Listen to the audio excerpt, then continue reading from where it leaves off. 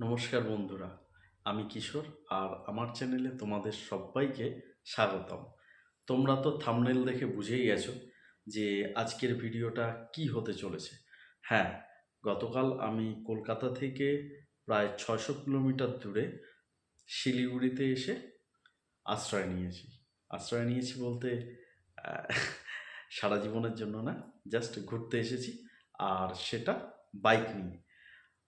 আজকে আমি শিলিগুড়িতে থাকবো রাতটা। আগামীকাল সকালবেলায় আমি বেরিয়ে যাব রংটংয়ের উদ্দেশ্যে। তাহলে তোমরা আমার সঙ্গে থাকো আর ভিডিওটাকে দেখতে থাকো। Good morning. আজ রবিবার 24শে মার্চ, আর গতকাল রাতেই আমি শিলিগুড়িতে পৌঁছে গেছিলাম। গতকাল রাতে আমি এখানে নাইট স্টে করেছিলাম একটা হোটেলে। আর সকাল হওয়ার সঙ্গে সঙ্গে এখন বাজে হচ্ছে 6টা, ঠিক 6টা। আর আমি বেরিয়েছি রংটংয়ের উদ্দেশ্যে। শিলিগুড়ি থেকে রংটংয়ের ডিস্টেন্স অ্যাপ্রক্স 20 কিলোমিটার। এবার রংটং যাওয়ার পথেই জাস্ট কিছুটা এগিয়েই যা মনোমুগ্ধকর পরিবেশ যে আমি তোমাদের না দেখিয়ে পারলাম না। তোমরা একটু দেখো আমার পেছনে আশেপাশে পরিবেশটা দেখো। এগুলো হচ্ছে সব চায়ের বাগান। দেখো, একবার একটু দেখে নাও। দেখেছো?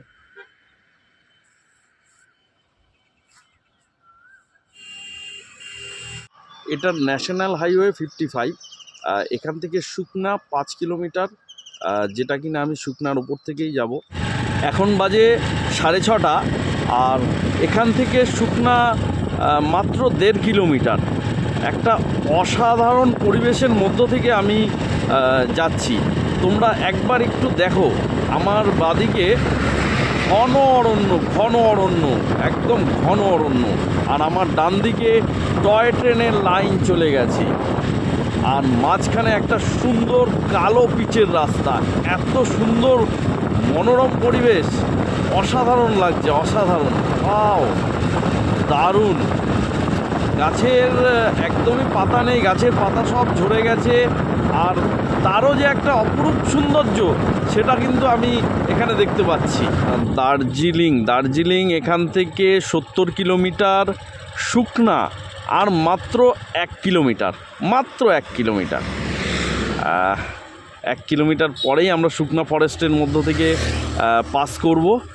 আর তোমরা দেখো সুকনার সৌন্দর্য। সুকনা ফরেস্ট শুরু হয়ে গেছে। এবার আমি একটু ওপর দিকে আস্তে আস্তে উঠতে থাকবো। মহানন্দা ওয়াইল্ড লাইফ সেঞ্চুরি, এটা হচ্ছে মহানন্দা ওয়াইল্ড লাইফ সেঞ্চুরি। তো সুকনা ফরেস্ট, চলো দেখো কি বলছে। Mahananda wild life century, do not enter forest, speed limit 20।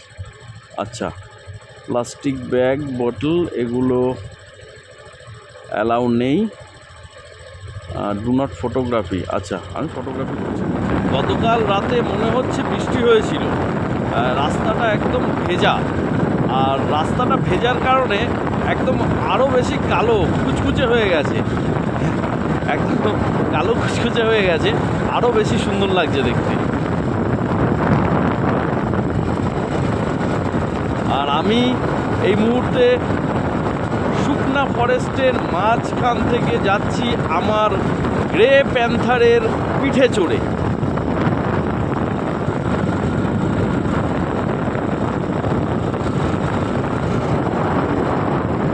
আর গভীর অরণ্য, গভীর।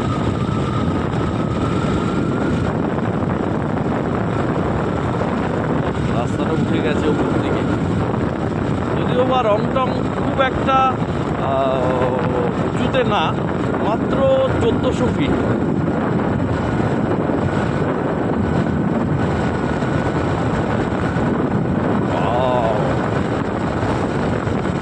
আমি জানি না তোমরা কতটা উপভোগ করছো, আমি কিন্তু দারুণ উপভোগ করছি। বাবা, elephant crossing zone, safe drive. বাহ, না, দরকার নেই হাতির দেখার।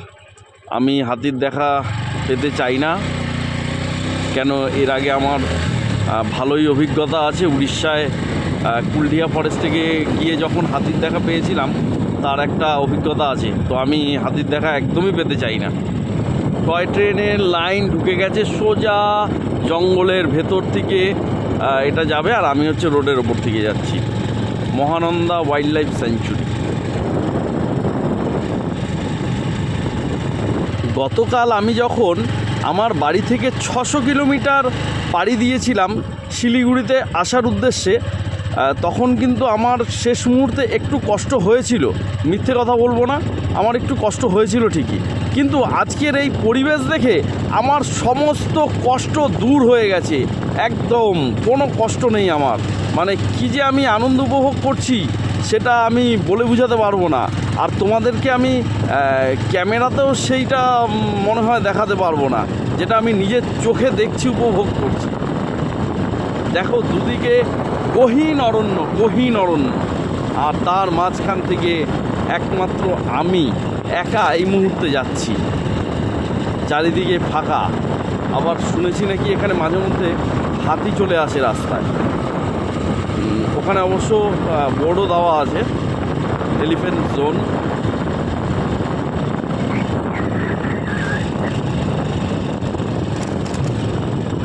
টয় ট্রেনের লাইন একবার আমার ডান দিকে একবার আমার বাদিক হয়ে চলে যাচ্ছে।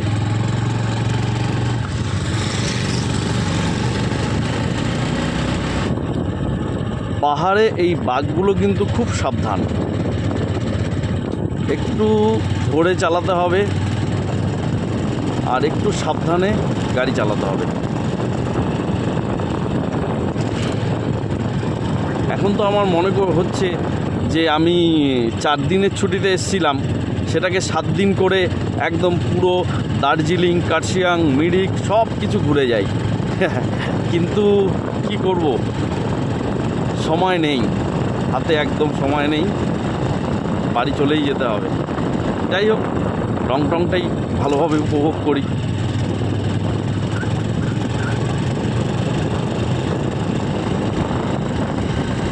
আমার বাদিকে খাদ আর ডান দিকে পাহাড়।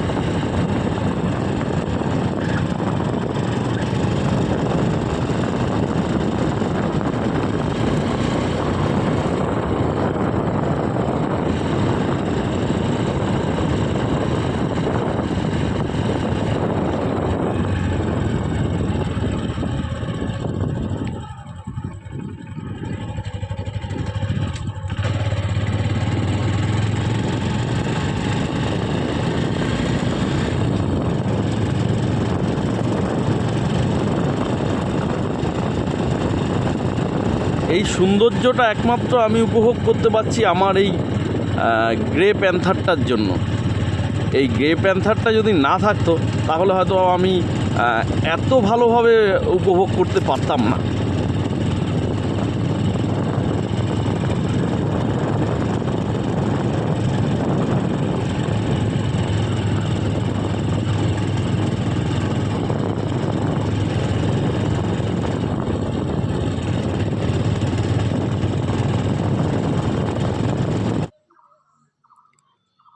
অবশেষে আমি আমার গন্তব্যে পৌঁছে গেছি, আর এই হচ্ছে আমার হোমস্টে। আমি এখানেই আজকে থাকবো, আর এখান থেকেই আশেপাশে একটু ছবি তুলতে বেরোবো, বার্ডিং করতে বেরোবো, আর রাতে এখানেই থাকবো। এখান থেকে দার্জিলিং দেখাচ্ছে 62 কিলোমিটার, কার্শিয়াং 35 কিলোমিটার।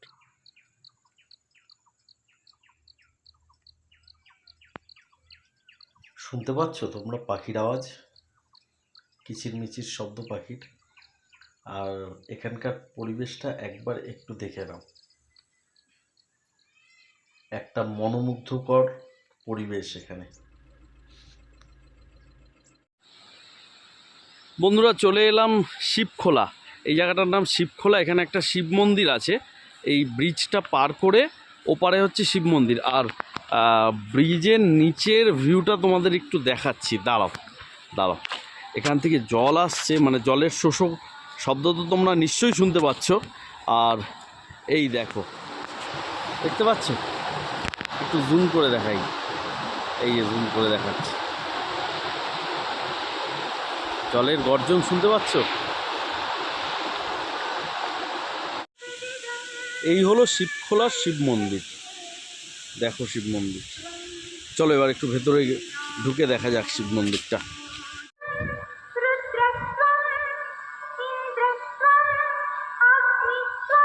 শিব মন্দিরের ভেতরে চলে আসলাম, আর এই হচ্ছে শিব মন্দির।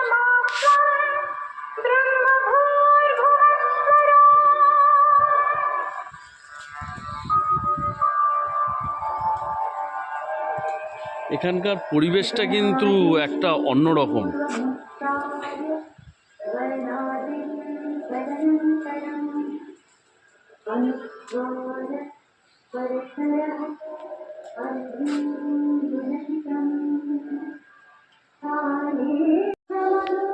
শিব মন্দিরের সামনেই গৌতম বুদ্ধের মূর্তি।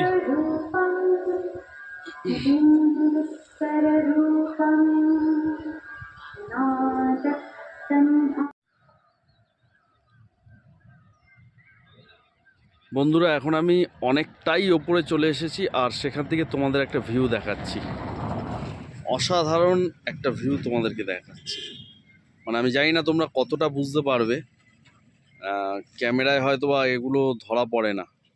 খালি চোখে মানে জাস্ট অসম।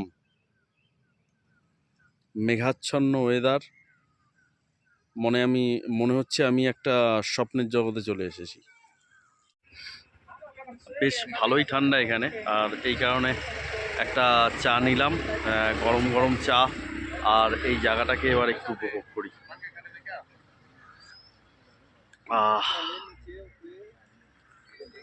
জায়গাটা দেখুন একবার, অসাধারণ জায়গা, তার সঙ্গে একটা অসাধারণ চা, সব মিলেমিশে একদম একাকার।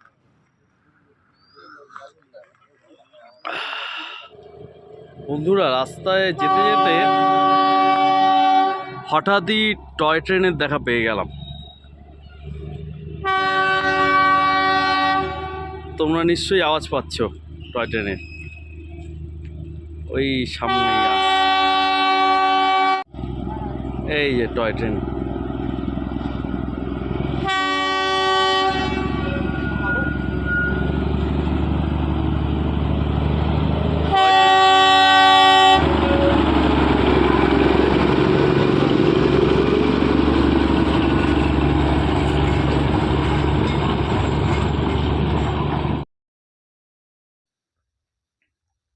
বন্ধুরা, আজকে রংটং থেকে সারাদিন যে পাখিগুলোর ছবি তুললাম, সেগুলো ক্যামেরা থেকে স্ক্রিনশট নিয়ে তোমাদের সঙ্গে একটু শেয়ার করলাম। ভিডিওটা ভালো লাগলে লাইক করতে ভুলো না যেন।